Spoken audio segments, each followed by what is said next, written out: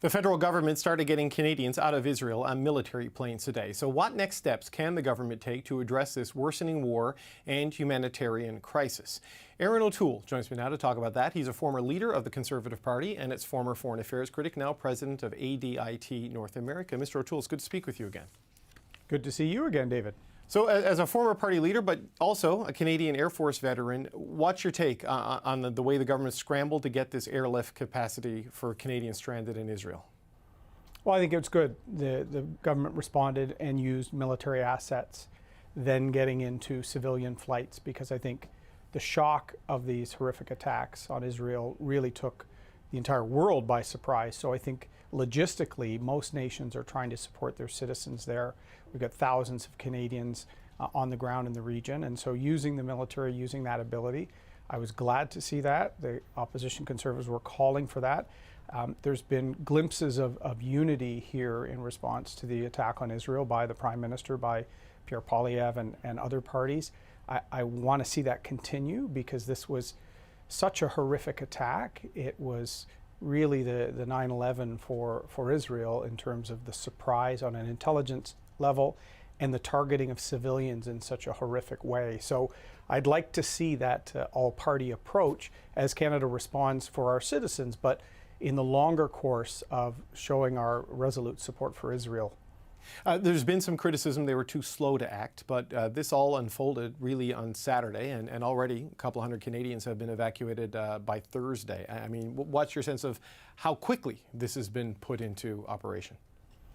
Well, you know, David, I would always say that this government's very good at announcements, not very good at delivering. And I think they often stumble and are slow. But I'm not here to criticize. I actually think they responded. I think some of the Prime Minister's language has been some of his most resolute in support of our friend and ally Israel. And I think that's important. I think in times of crisis like this, we really have to try and have a bipartisan approach.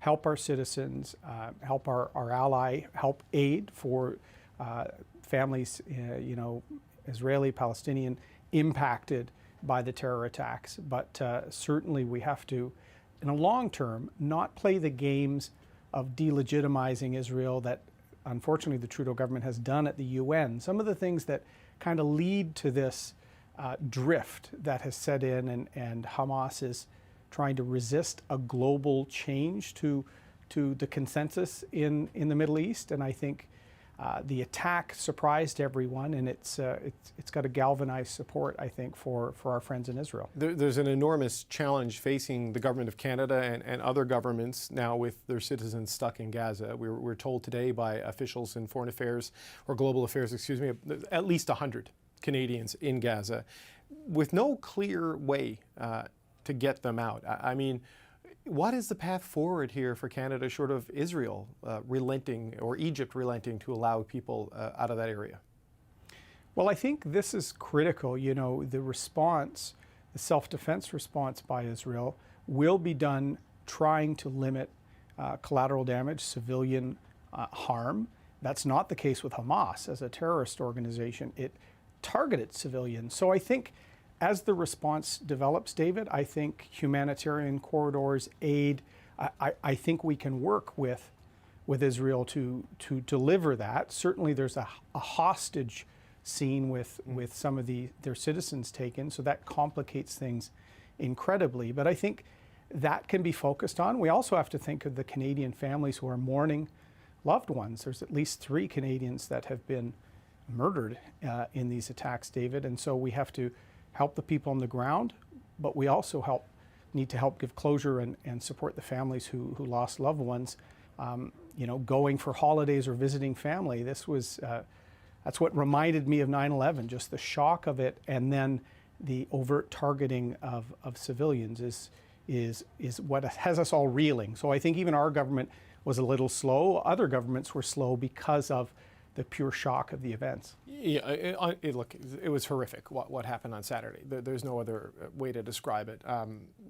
But we have this situation now where more people are going to die, right, Mr. O'Toole, right? The blockade around Gaza is complete. We've heard reports today of more than 500 children have been killed in the shelling. I mean, how does Canada navigate this? They're wanting to support Israel, firmly behind the idea that revenge needs to be taken on Hamas and perhaps the eradication of Hamas for what happened on Saturday. But knowing Canadian citizens and half the population of Gaza is under the age of 15 are very clearly in harm's way with no way to flee.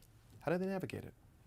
Well, very carefully. And, the situation with the war on terror post 9/11 changed international law, David, and people seem to miss that point. Even the Prime Minister's a little nervous wading in.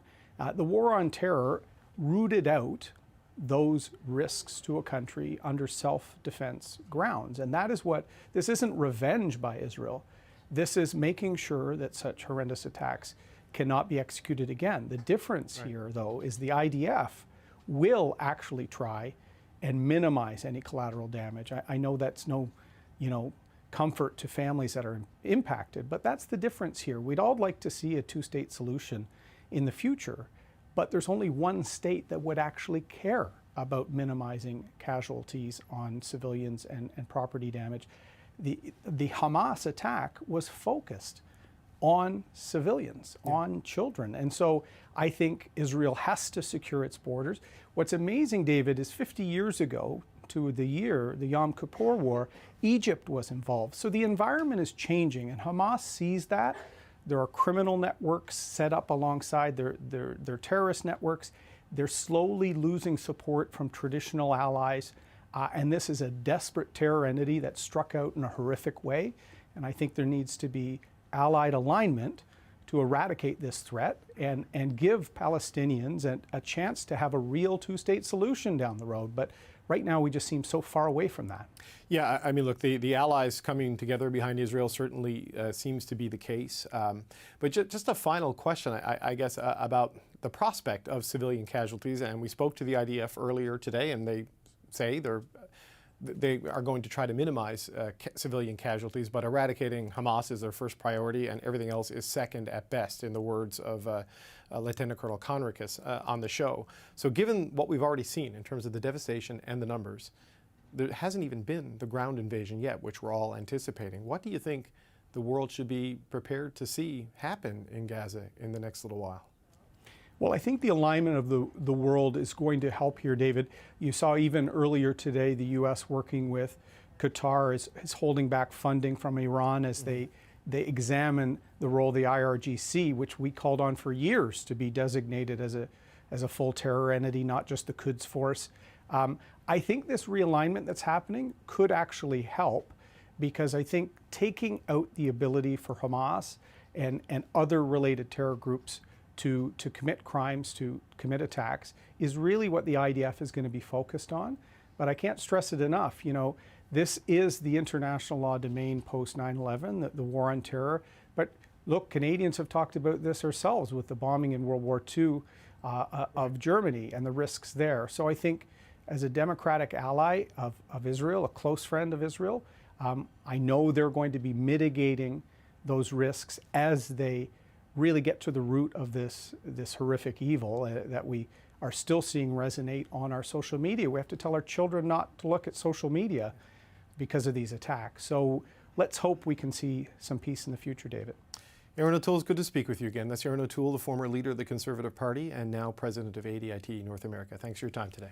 Thank you, David.